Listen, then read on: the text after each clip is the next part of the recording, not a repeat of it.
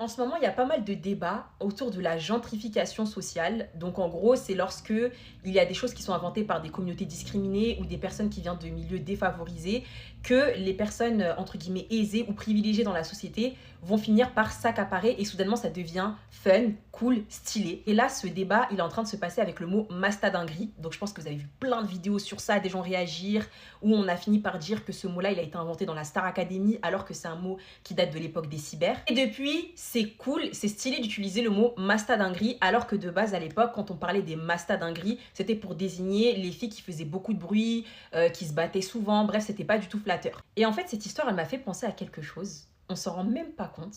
Mais je vais vous parler aujourd'hui du plus gros cas de gentrification sociale de ces dernières années. Et vous savez, c'est quoi? Le fait de s'habiller en friperie. Là, normalement, toutes les personnes qui sont nées entre 1995 et 2005, obligé que ça va vous faire des souvenirs. Pour toutes les personnes qui sont nées après 2005, asseyez-vous. Mimi Castor va vous raconter une histoire. Et pour les personnes qui étaient déjà conscientes à cette époque-là, ça va vous faire des souvenirs que vous allez écrire en commentaire. Je sais que vous allez le faire. Il était une fois, entre les années, 2006 jusqu'à 2017, un pressing infini envers les personnes qui ne portaient pas des habits de marque. On disait qu'ils s'habillent au marché, qu'ils s'habillent avec de la seconde main, qu'ils font leur shopping dans les friperies. Et quand tu es allé dans les friperies avec ta maman, t'avais trop honte, t'avais peur que quelqu'un te croise, parce que la mode c'était de porter du Zara, du H&M, fallait toujours que tu aies de la marque sur toi. En fait, si jamais t'avais pas de la marque, tu te faisais terminer dans la cour de récré. Il fut un temps. On te mettait au milieu dans la cour, il y avait une ronde autour de toi, et on disait que on a l'impression que tu t'habilles au marché, tu t'habilles chez Tati. Tati, c'est un magasin qui existait, mais peut-être que vous ne le connaissez pas. Tu t'habilles dans les friperies, justement, vaccinée pour toute la vie. Ah, elle porte un vêtement qui a déjà été utilisé. Et ce comportement, on le faisait très souvent aux enfants qui étaient soit issus des communautés discriminées, donc quand t'es noir, quand t'es maghrébin, ou sinon, quand on considère que t'étais pauvre. Donc en fait, c'était non seulement un comportement qui relève du mépris de classe, mais aussi, qu'on le veuille ou non, de tout ce qui est racisme, discrimination et compagnie. Et on allait jusqu'à devoir prouver dans les cours de récré qu'on portait de la marque. Des fois, on disait « montre la marque de ton habit » et toi, t'étais comme ça « non, mais j'ai pas envie de montrer. Montre la marque ». On prenait ton dos, on regardait « ah, y a pas de marque ». On rigolait. Qui s'en souvient? Sombre époque. Un beau jour, les enfants, il s'est passé quelque chose.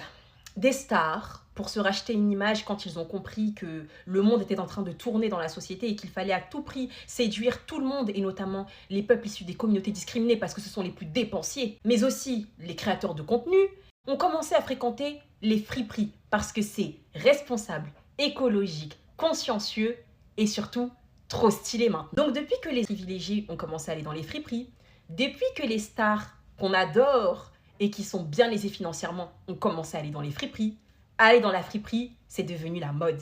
Et carrément, c'est le genre de contenu qu'on attend de fou quand tu dis que tu fais du contenu mode. Aujourd'hui, t'es stylé, et si jamais tu t'habilles avec de la fast fashion, c'est la honte. Tu devrais avoir honte de ton comportement. Alors qu'il fut un temps, c'était l'inverse. Mais avec le temps, vous l'aurez compris, quand cette mode a commencé à arriver au début des années 2020, on a oublié qu'à la base, les personnes qui venaient des banlieues, des quartiers, ou qui étaient d'une famille qui n'était pas riche, ou qui était juste une personne noire, maghrébine, etc., on se faisait tellement terminer au début quand on s'habillait dans les friperies avec nos parents, dans les années 2010, 2011, 2013, 2015. Et tout le monde l'a oublié. Aujourd'hui, s'habiller en fripe, c'est in, parce que ton influenceuse préférée, qui a une apparence privilégiée, s'habille en fripe. Mais pendant de longues années, elle faisait partie de celles qui se foutaient de notre gueule dans les cours de récré. Est-ce que je viens de rétablir une vérité que tout le monde a oubliée? Bien évidemment. Et là, vous allez me dire, et tu te prends pour qui pour nous rappeler ce genre de période parce que ça vous arrange pas certains? Pour Mimi Colado. Question suivante.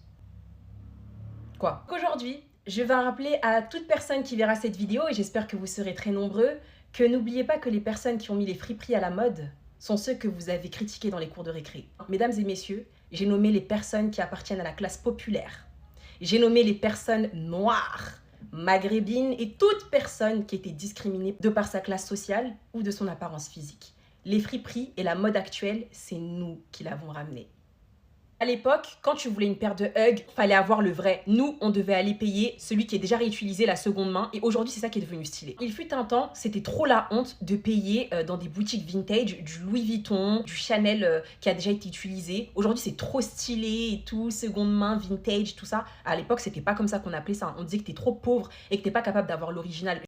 Enfin bref, donc voilà, je pense qu'après avoir vu cette vidéo, il y a beaucoup de gens qui vont dire Ah oui, c'est vrai, elle a trop raison, je m'en souviens. Oui, oui, on s'en souvient tous. Mais certaines personnes ont fait exprès de l'oublier puisqu'elle faisait partie de celles qui se moquaient de nous dans les cours de récré et qu'aujourd'hui elle s'habille en fripe parce que c'est devenu stylé, bourgeois, in et privilégié. Et je trouve ça magnifique cette gentrification aujourd'hui, ce côté stylé de porter du vintage quand pendant des années on a chambré, taillé les classes populaires et les personnes racisées pour faire ce genre de choses. C'était la vérité du jour.